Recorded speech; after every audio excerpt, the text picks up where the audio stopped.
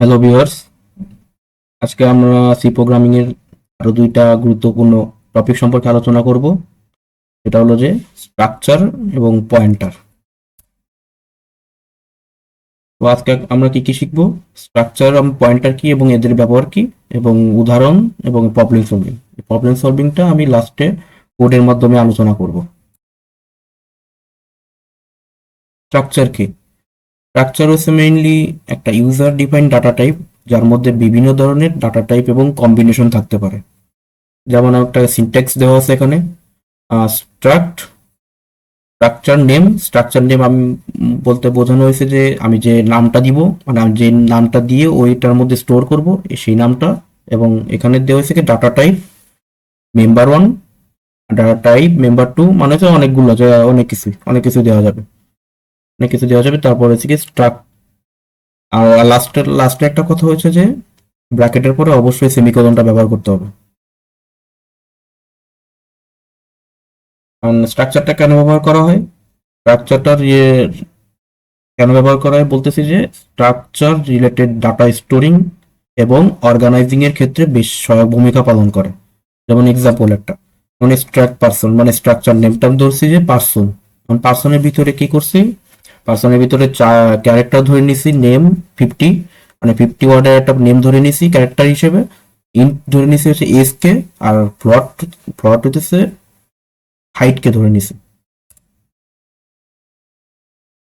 এবার এবার স্ট্রাক্ট পুরা কোডটা দেখাইতেছি, এটা আমি পরে লাস্টে দেখাই দিব।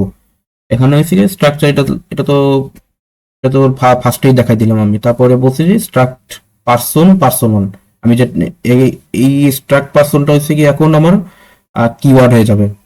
কারণ আমি এখানে কি ধরছি, স্ট্রাক্ট পার্সন হিসেবে ধরে নিছি, পার্সনের মধ্যে যা যা দরকার সেটা আমি ধরে নিছি। এখন ধরবো যে স্ট্রাক্ট পার্সন ওয়ান।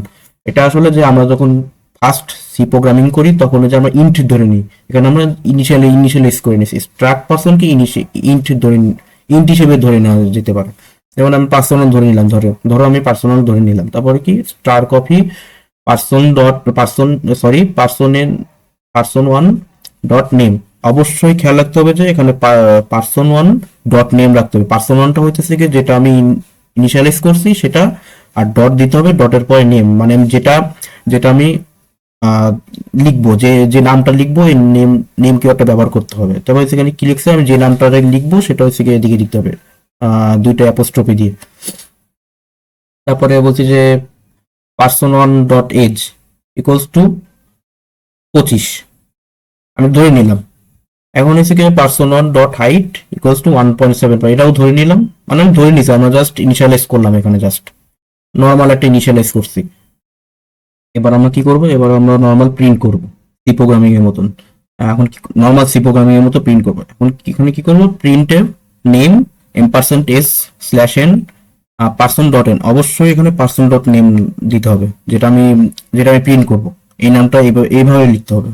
এখন তারপর কি print age person D M slash N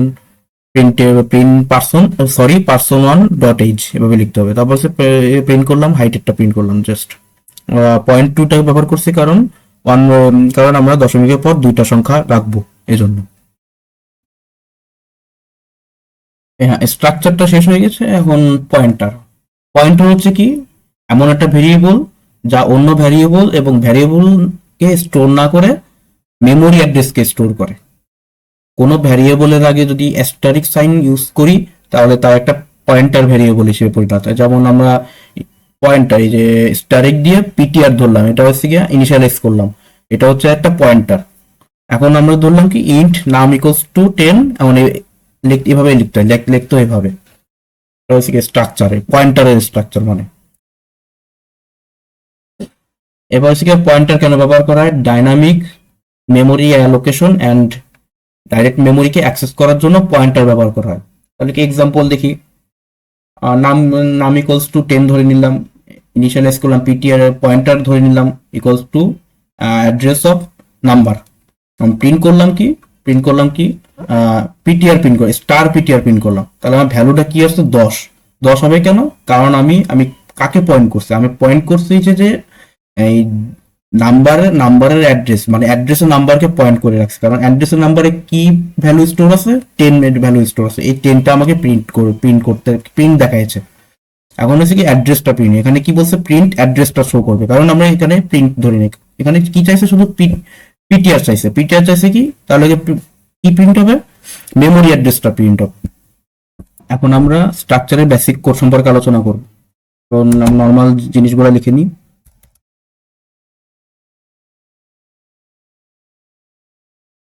এখন হচ্ছে কি স্ট্রাকচারের ফর্মুলাটা ব্যবহার করবো। স্ট্রাকচারের মানে কিওয়ার্ডটা কি, স্ট্রাক্ট। ধরলাম আমি স্টুডেন্টেরটা ধরলাম, স্টুডেন্টের ইনফরমেশন সম্পর্কে একটা কোড বানাবো। হয়ে গেল এক্স্যাক্টলি। এখন আমি স্টুডেন্টের ইনফরমেশন কি কি নিতে পারি, তার নাম ধরতে হবে, তার নাম নিতে পারি, রোল নিতে পারি, আর হাইট নিতে পারি। তাহলে নাম নেওয়ার জন্য কি নিতে পারি, ক্যারেক্টার, ওটা নিব 100 ধরে নিলাম। এখন আমি এজ নিলাম, তার রোল নাম্বার নিলাম, আর ফ্লোট, আর হাইট হিসেবে ফ্লোট হিসেবে ধরে নিলাম, সরি ফ্লোট জিএসটি, হাইট ধরে নিলাম। এখন আমার মেইন কাজগুলো শেষ। এখন করবো যে মেইন ফাংশনটা ব্যবহার করতে হবে, ইন্ট মেইন। হ্যাঁ হয়ে গেছে। এখন আমরা কি করব, স্ট্রাক্ট আমরা কি ধরে নিয়েছিলাম, স্ট্রাক্ট স্টুডেন্ট। এখন আমরা স্ট্রাক্ট স্টুডেন্ট আবার এখানে লিখবো।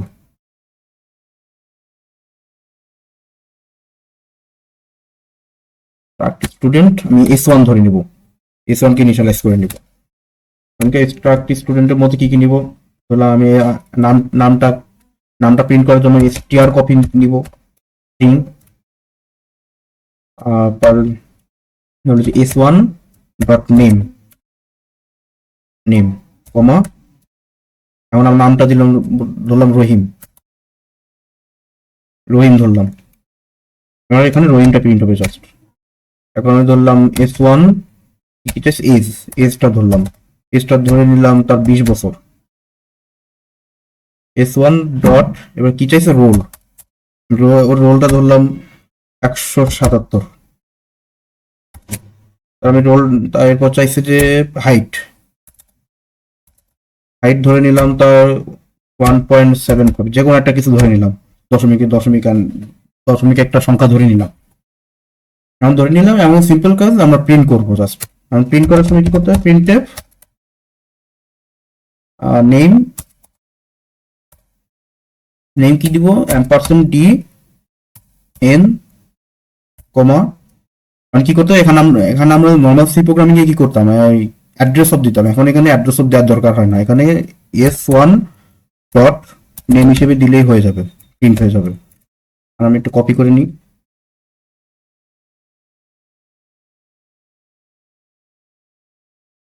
কয়টা আছে, 1 2 3 4, চারটা আছে, আমি চারটা কপি করে নিই।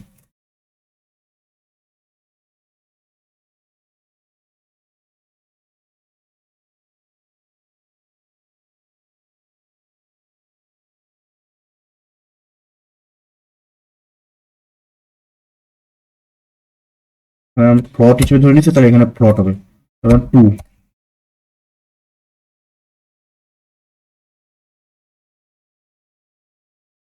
এগুলো চেঞ্জ করবো, সরি এখানে চেঞ্জ করতে মনে নেই। এখানে এজ, রোল, আর লাস্ট হচ্ছে গিয়ে হাইট। হাইট এখন আমরা প্রিন্ট করে দেখি। এক্স্যাক্টলি আমার সব মানগুলো ঠিক মতন প্রিন্ট হয়েছে।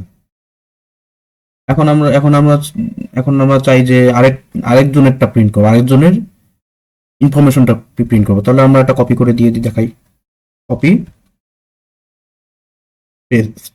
পেস্ট, করে দিলাম, এখানে চলে আসছে। জাস্ট রিটার্ন দিয়ে দিলাম। এখন আমি রহিমের জায়গায় করিম দিয়ে দিলাম। এখন আমি সব সব কিন্তু চেঞ্জ করতে হবে, আমি কিন্তু S2 ধরছি। এখন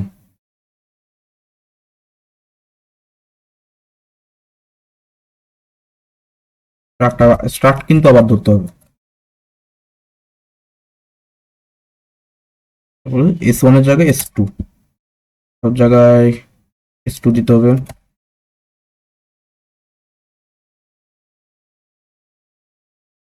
তখন আমরা চেঞ্জ করলাম, 21 বছর ধরলাম, 35 ধরলাম, 47 ধরলাম, দেন আমরা প্রিন্ট করি।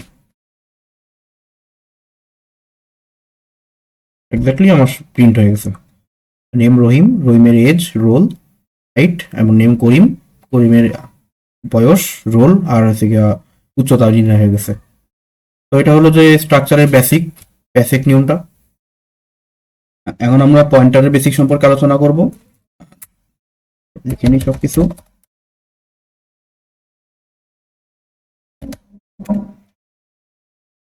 মেইন ফাংশনটা ব্যবহার করব। এখন আমি ইনিশিয়ালাইজ করলাম এ কে, এর মধ্যে আমি 10 কে স্টোর করে রাখলাম এবং একটা পয়েন্টার ধরে নিলাম,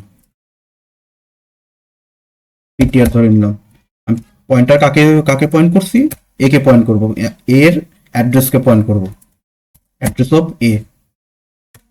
এখন আমি প্রিন্ট করব। প্রিন্ট আমি জাস্ট ডি দিয়ে দেখাইতেছি, অনেক জায়গায় পি দিয়ে করা আছে, ইউ দিয়ে করা আছে, একই সেম। দুই থেকে একটু সিনট্যাক্স গুলো একটু চেঞ্জ আসবে। এখন আমি এখানে ধরলাম এ প্রিন্ট করব, কপি করে নিই, পেস্ট করলাম। আমি এখানে তার পিটিআর প্রিন্ট করব, এখানে জাস্ট পিটিআর প্রিন্ট করব, মানে অ্যাড্রেস অফ এ প্রিন্ট করব এবং অ্যাড্রেস অফ পিটিআর প্রিন্ট করব, রিটার্ন দেব। এখন রানটা করি কোডটাকে,